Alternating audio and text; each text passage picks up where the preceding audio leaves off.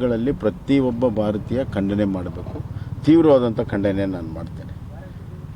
ದೇಶಕ್ಕಾಗಿ ಅಷ್ಟು ದೊಡ್ಡ ಸೇನೆಯನ್ನು ಮುನ್ನಡೆಸಿ ದೇಶದ ರಕ್ಷಣೆ ಮಾಡ್ತಾ ಇರುವಂಥದ್ದು, ಅದರ ಪರಿಕಲ್ಪನೆ ಇಲ್ಲದೆ ಅತ್ಯಂತ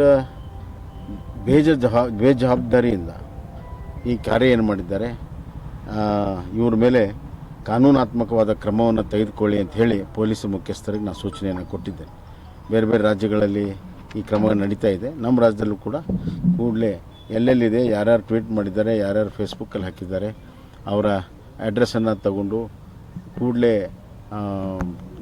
ಕೇಸನ್ನು ಬುಕ್ ಮಾಡಿ ಕಾನೂನಾತ್ಮಕ ಕ್ರಮವನ್ನು ತೆಗೆದುಕೋಬೇಕು ಅನ್ನುವಂಥ ಸೂಚನೆಯನ್ನು ಕೂಡ ನಾನು ಕೊಟ್ಟಿದ್ದೇನೆ. ಇದು ಅತ್ಯಂತ ಖಂಡನಾರ್ಹ. ಇದನ್ನು ಯಾರೂ ಕೂಡ ಕ್ಷಮಿಸಬಾರ್ದು ಅಂತ ಹೇಳಿ ನಾನು ಹೇಳೋಕ್ಕೆ ಇಚ್ಛೆಪಡ್ತೇನೆ. ಇಂಥ ವಿಕೃತ ಮನಸ್ಸುಗಳು ನಾವು ಶಿಕ್ಷೆ ಮಾಡಲೇಬೇಕಾಗುತ್ತೆ.